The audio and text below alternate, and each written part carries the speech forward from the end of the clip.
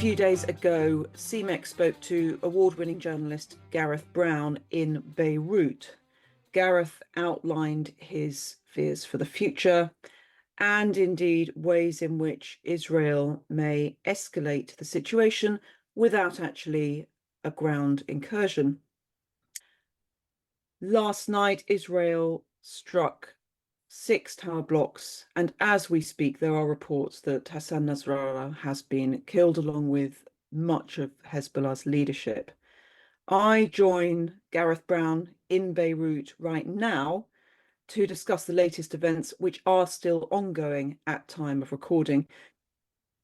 Yeah, and things have moved so much has changed in just a few short days and hours. I think we're really in an unprecedented moment, not just in Lebanon, but regionally at the minute. And it's very difficult to sort of predict where things are going. But as it stands, Israel has said just about an hour ago on the record that it killed Hassan Nasrallah, the leader of Hezbollah, in this strike last night on southern Beirut. IDF said it targeted what is essentially Hezbollah's headquarters in Beirut, which is a sort of warren of underground bunkers underneath Adahia, which is the southern suburbs where Hezbollah have quite a lot of support. I heard the blast from my apartment. I'm in the west of the city in a neighborhood called Hamra. I'm about 3 miles away. My apartment shook. The windows shook. By a long way, the largest and loudest airstrike we've had in Beirut since this all began. And I think the Israelis have even said it was their biggest strike on Beirut, on Lebanon since 2006. They used bunker busters, and, we can tell by video of the attack that there were a lot of secondary explosions, so probably Hezbollah weapons or ammunition. Now, as it stands, there's no official word from Hezbollah, which is quite incredible, and I think can point us in certain directions. We're more than 12 hours now, nearly 18 hours since this strike. No official confirmation. If Nasrallah was alive and well, you would expect a statement or perhaps even a video proof of life that he hadn't been killed in the attack. What we know now is that rescue workers are digging through that rubble while searching for bodies, not just Nasrallah, but the Israelis estimate that 300 people were killed in that strike. What's interesting now is the Lebanese health ministry figures are very, very low. I think they're just saying 4 or 5 people were killed in the strike. So clearly there's a delay in information coming through. And I think that's because of the sensitive nature of the high targets who, the aim of this strike. So it does seem that Nasrallah is dead. And assuming that is the case, this opens up a whole host of questions for Lebanon as a country, the Lebanese state, Hezbollah as a Lebanese political actor, but Hezbollah and its position in the axis of resistance. There are even broader questions about Iran and how Iran reacts to this. So pretty unprecedented times in Lebanon. How important was Nasrallah as a personality and a person? Soleimani was killed, who was the big cheese in the IRGC. Nasrallah, I think, was seen, wasn't he, as kind of the next strategic mind. What importance, if he has been killed as it seems, what importance does this have for the whole Iranian proxy movement? Yeah, it's substantial. I think Nasrallah was hugely charismatic. I think there was also an element of pragmatism to him. And he sort of survived as others were taken out. So we can look at, in a Hezbollah perspective, Israel took out Imad Mughniya in Damascus. That was Hezbollah's military chief at the time. That's a decade ago. And Badr ad-Din was another big Hezbollah leader. So really within Hezbollah, Nasrallah didn't have any sort of equals. He was so charismatic, and he was the face of the movement, which, there is a very strong ideology behind that movement, which would certainly outlive him. But I don't think you can play down his charisma and him being the face of the leadership, how important that was for Hezbollah's sort of growth and dominance in Lebanon. And I think especially in the Iranian context, since the assassination of Qasem Soleimani in Baghdad, Nasrallah became the key figure in the axis of resistance movement. And I think that relationship with Iran, with Tehran, was very much two-way when it came to Nasrallah. I think Nasrallah gave the IRGC as much advice as he took, especially on a strategic level. So I think we're going to see a real test now. I mean, I can't say for sure where this leads Iran, its proxy network, the axis of resistance, but it's got a big test on its hand. And I think if it doesn't respond quite forcefully, quite quickly, then I think it's fair to sort of start asking the questions: does the axis of resistance exist anymore? Does it have any capabilities? We've seen this shift from a sort of mutual threat, which sort of, especially since 2006 on this border between Lebanon and Israel, mutual deterrence. We've seen this mutual deterrence between Hezbollah's presumed capabilities and Israel's capabilities, which we're all quite aware of. And that's obviously changed to now the paradigm is Israeli dominance, Israeli military and security dominance. Hezbollah has folded like a house of cards in less than 2 weeks. And it's interesting because I can remember just 2 months ago, I was still quite convinced that even if the Israelis knew where Nasrallah was and had the ability to take him out, I was sort of erring on the side of thinking that they wouldn't do that. I think in the last 2 weeks, that has changed. And I was thinking, well, if they get the opportunity, they will take him out. So there's big questions. So if you look at within Hezbollah, there is a kind of anointed successor. There's Hashem Safieddin, who is sort of widely seen to be the chosen one. And then you have Naim Qassem, who's the Deputy Secretary General. He's officially the number 2. As far as we know, both of those 2 individuals are still alive and would be well placed and prepared to take over. But none of them have the charisma or the vigor or the strategic intelligence that we all associate with Hassan Nasrallah. But I guess this is sort of Hezbollah's own making. They've massively underestimated and they've not been able to read their enemy. And I think even until very recently, the Hezbollah leadership were convinced that Israel wasn't going to get drawn into a conflict of what we're seeing now play out in South Lebanon. And the fact is that they were wrong. They got that big call absolutely wrong. And Nasrallah is dead along with much of the rest of the leadership now. I'm Charlotte Leslie, and I'm speaking to the award-winning journalist Gareth Browne, who is in Beirut. What impact do you think this has for any negotiation of a ceasefire, which in itself seems pretty unlikely? We heard Blinken last night talking about paths of diplomacy being the only way to go, but America doesn't seem willing to use proper leverage on Netanyahu. One argument is that now Hezbollah is in disarray, so a ceasefire becomes a little bit more distant, which some might say suits Netanyahu because he doesn't want a ceasefire either. What do you make of that argument? Yeah, I think a ceasefire is even more distant now. I mean, obviously, it was something that would have had to be negotiated with Nasrallah. Now, would a replacement have the sort of legitimacy to sue for peace with Israel? I think that's one question. I'd say beyond that, Israel is on the march. It has so much momentum. Let's put Gaza to one side for the minute, but in the war against Hezbollah, it's got its foot on Hezbollah's neck. And why would it stop pressing now? I think we're probably nearer to a sort of calamitous defeat of Hezbollah than we are any sort of negotiation. I think we're probably going to see the Israelis keep this up for a little while, a few more weeks. Now the question is, you've got this void in Lebanon. Is the Lebanese state capable or willing to, re-expand and regain some of the authority, the power that Hezbollah had ceded from it over the years? The country doesn't have a president at the minute. Its parliament needs to meet to choose a president. It's got a caretaker government. I think the chances of the Israelis sitting down and signing a peace agreement now are almost zero. What do you think the disarray of Hezbollah is what impact do you think that's going to have in a sort of a locally regional context? And this time last year, CMEC had just returned from Jordan, where we heard chilling warnings about the unsustainability of the tensions between Israel and Palestine. And of course, days later, the Hamas terror attack happened. We also heard about how important Hezbollah was in shipping Captagon in and through Jordan, which was destabilizing the region. How will the Syrian regime react now Hezbollah has been struck so lethally? Does that change the local regional dynamic for Jordan, Syria?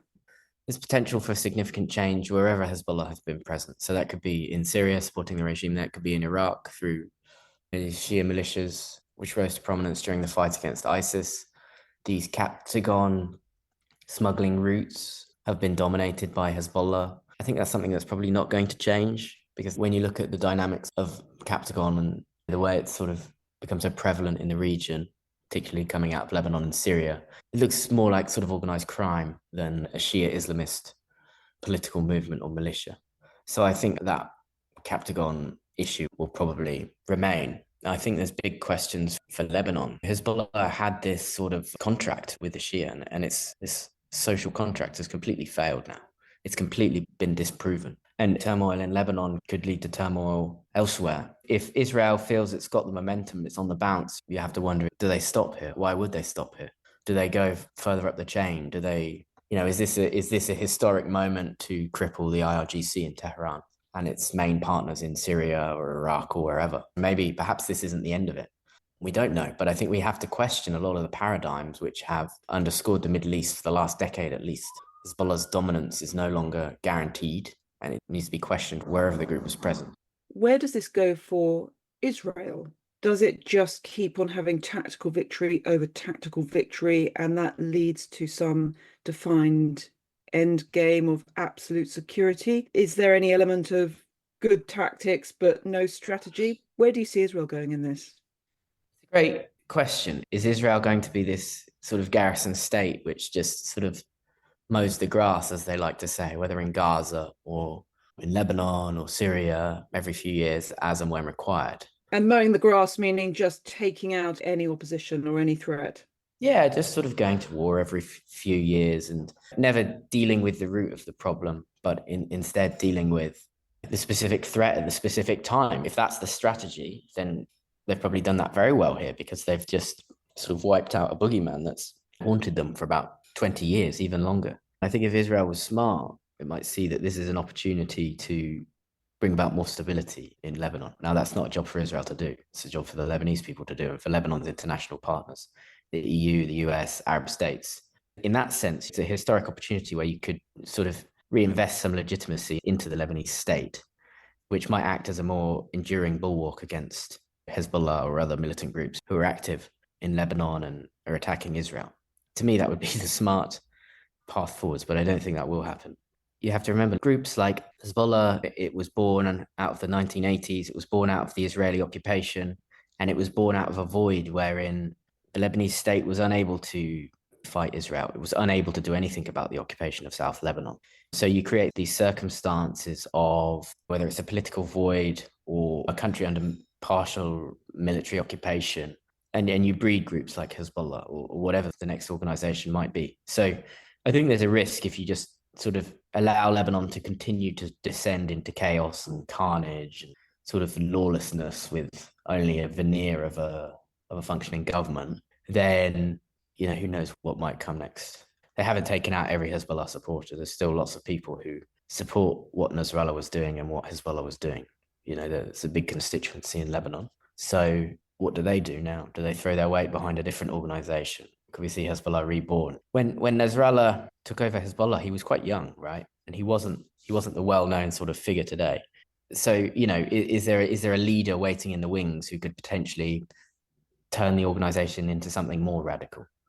We don't know any of this stuff, but there's many possibilities, I think, in which this situation gets worse and not better from an Israeli security perspective.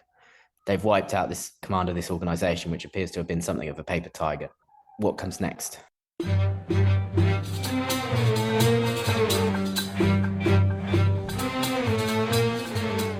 I'm Charlotte Leslie, and I'm speaking to the award-winning journalist Gareth Browne, who is in Beirut. Can we turn to the humanitarian situation for a moment? What is the fear and the outlook for the rest of Lebanon? Do they see themselves turning into another Gaza? And what is Hamra like where you are at the moment? I've seen online reports of people camping out in cars, fleeing South Lebanon. What's the feeling? What do people fear and expect?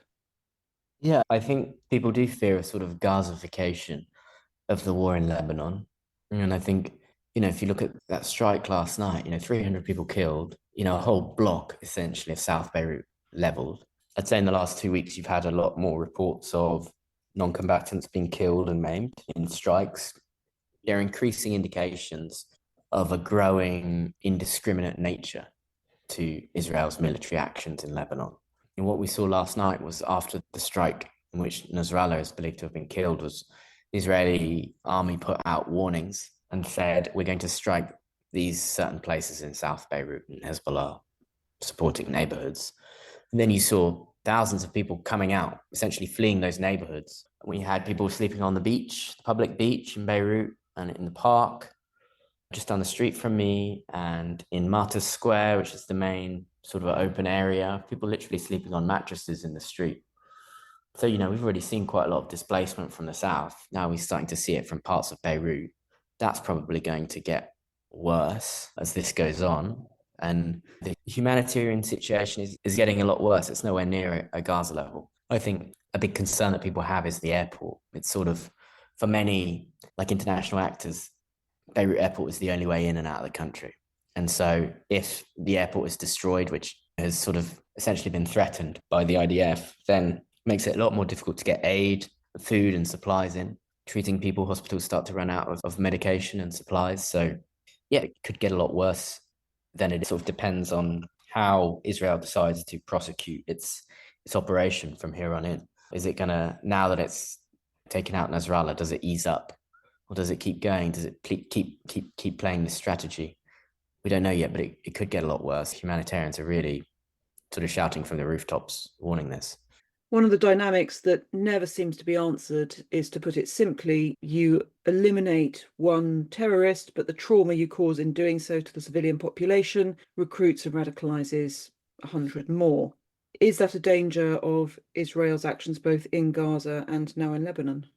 Definitely. I mean, I think specifically in Lebanon, you have an interesting dynamic in that there's a lot of opposition to Hezbollah here in all sects. There's some people who really viscerally dislike Hezbollah and Nasrallah and what they were doing, and the fact that they were an armed actor basically outside the authority of the state. A lot of opposition to that. But they also many of them also don't like the idea of their country being occupied by Israel.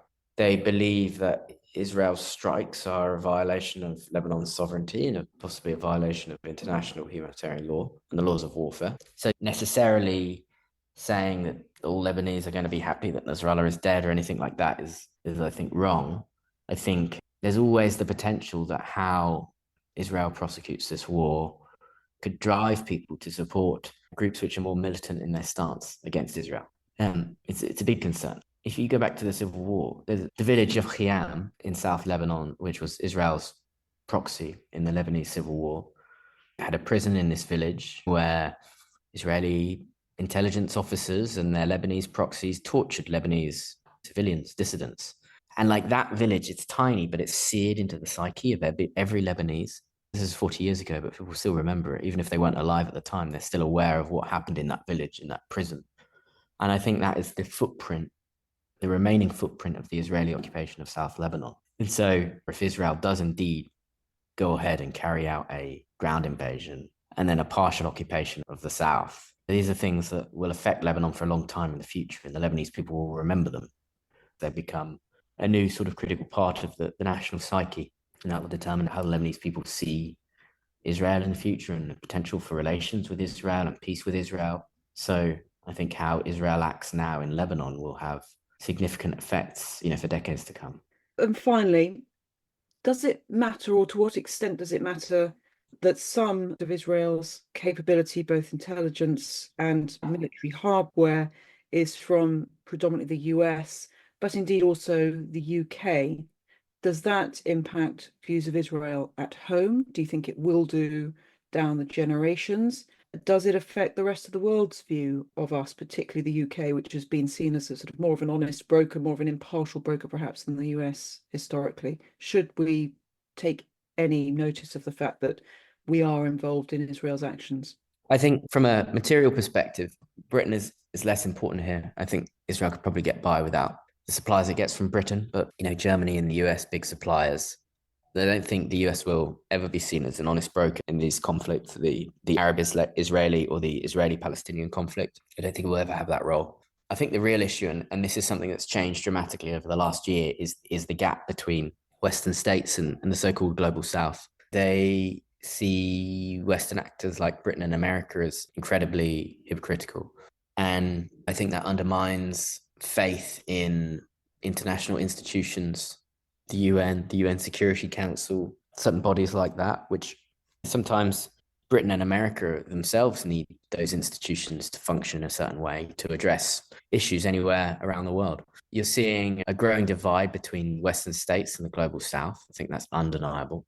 You're seeing an increased skepticism from the global South in not only Western states, but also in the international institutions, which are a cornerstone of Western foreign policy. And I think that's particularly dangerous because with that comes an undermining of international law, Geneva Conventions, all these things which Western states, particularly the US and the UK, like to sort of pin to their mast as tenets, driving tenets of their foreign policy. People just don't take them seriously anymore, and I think that's an issue for Western European policymakers moving forward, the damage to their credibility that has been done by the absence of international action in Gaza over the last year. I've been speaking to Gareth Browne, award-winning journalist who is in Beirut. Gareth, thanks very much for taking the time to speak to us again. I know a lot's going on, and likely within the next few days, this podcast will be superseded. And I hope that perhaps we can talk again in the near future. Thank you so much, Charlotte.